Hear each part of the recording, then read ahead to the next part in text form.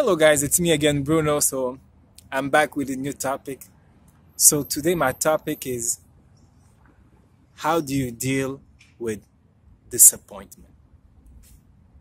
Okay? Someone asked me that question and I said, wow, that's a tough question. But I'm going to answer. And by the way, please send your suggestions and your ideas of topic and stuff like that, and I will answer. So how do you deal with disappointment? The first thing I can say about disappointment is that everybody goes through disappointment. At some point in our lives, we are disappointed about something, about someone. So it's a part of life. If you've never been disappointed, believe me, you will be disappointed one day. And there are big and small disappointments. It's a part of life. When I say it's a part of life, I'm not trying to be negative or pessimistic, but it's just a part of life. And we have to deal with it. We have to learn how to deal with those obstacles, those disappointments that happen in our lives. So there are big ones, as I was saying, and there are small ones. And when we talk about disappointment, I make the difference between two types. First, there are disappointments that I call life disappointments, and others that I call love or emotional disappointments. So I'm going to try to explain. When I talk about life disappointments, I'm talking about, for example, your career. You're disappointed about your evolution, maybe about your wage. A lot of people are. Promotion, wage. Maybe you are disappointed because you missed a deal. You are a real estate agent and you missed a deal, you didn't close the business, or things like that. I call them life disappointments. How do you deal with that? I mean, how do I deal with that? For me personally, if we're talking about, for example, a business deal that didn't went through, I will try to understand exactly what happened, what mistakes I've made. Even if you can ask maybe the person you were dealing with, you are doing business with, okay, why didn't we close the deal? Was there something I didn't do? Was there something I did wrong? Try to understand, try to go into details. Or maybe professionally, sometimes you can sit down with your manager or maybe someone in your company, maybe HR. Okay, so what's wrong? Is there a problem with something I do, how I do things? And maybe you can learn stuff about yourself that you can improve. So for life disappointment, for me, is try to understand better. Try to go into details, into depth. So why those things happen. Sometimes it's not your fault. It's just things happen. There's a saying that goes like, bad things happen to good people. So, I mean, it's just life. Sometimes there's no reason, no explanation. It's just things happen. So, now let's go to what I call love disappointment or emotional disappointment. I mean, everybody, knows them.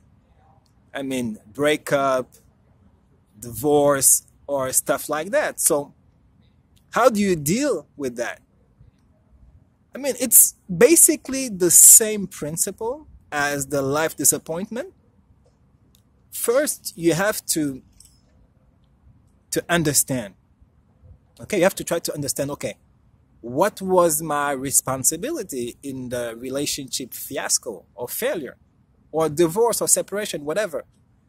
You need to ask yourself that question, because a lot of people assume that they are not guilty of anything.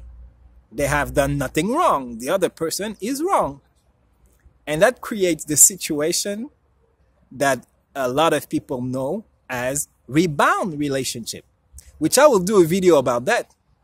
So basically, the rebound relationships are basically relationship that comes from someone who was generally in a long-term relationship that failed, and the person doesn't want to take responsibility, don't want to analyze, don't want to do some introspection or self-analysis on what went wrong or what could I have done better in the relationship. The person just assumed that I was perfect, I did everything right, and the other person did everything wrong. So I'm just going to move on to the next relationship. I call that the cowboy attitude. And not only men are doing that, women also do that. So you just jump to another relationship. And generally what happens in the rebound relationship generally doesn't work. I'm going to tell you why. Because it's a very emotional, very needy move. So we just do that because we feel alone and we just want to fill the void. And it's not really something that we have thought through.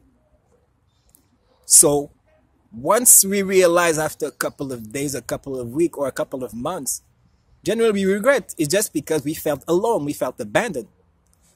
The problem with that is that some people go too far with that.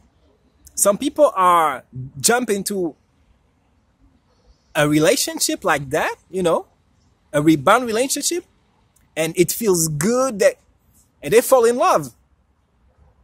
And they think it's love. And they even go to marriages. That's why a lot of people, after a long-term relationship, when they get married, very, very often, they get divorced very quick. So imagine, let's say, someone who was married for 10 or 15 years, and after a year or two, they get married. Generally, that relationship is going to last 2 or 3 years, maybe 4. Because it was an emotional decision. And that same person with that cowboy attitude decides 1 year later to get married again. Same thing. Even worse, normally that relationship is going to last a year or 2 years. Because those are emotional decisions. So, that's one of the aspects I was talking about. So rebound. People who don't want to do the job, don't want to do the work of self-analysis, introspection. It's a very, very important thing. I'm going to give you an example. The alcoholics. I don't know if it's the anonymous alcoholic, but the alcoholic groups, they have many, many rules. One of the rules is you cannot date for a year. You can't do it. Why? Because you have to be clear. You have to be at peace with yourself. You have to have a clear mind to be in a relationship. And it's not the case when you are in a rebound relationship. Okay? So that's why you cannot date for a year when you are in an alcoholic group. And once we have done that self-analysis, we have done that introspection, one of the things I recommend is to find passions. I mean, sport. I love sport. Find something that you like, sport or whatever, riding or, I don't know, traveling or something. Find something, maybe something that you used to do, maybe when you were single, or sometimes when we are in relationships, we put some of our passions on the side and just pick it right back. Just ride if what you like is riding. Do sport if what you like is doing sport. Find things to feel better about yourself.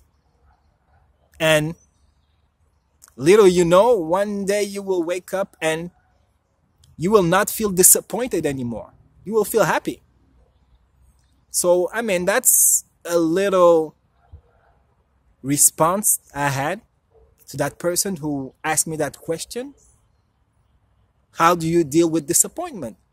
So I hope what I said was clear. I hope so. And I hope the response, that my answer is appropriate to the question. Okay, guys, as you know, if you are watching me on YouTube, please subscribe to my channel, comment, debate. I want to know what you think, and I'll see you in the next video, guys. Bye.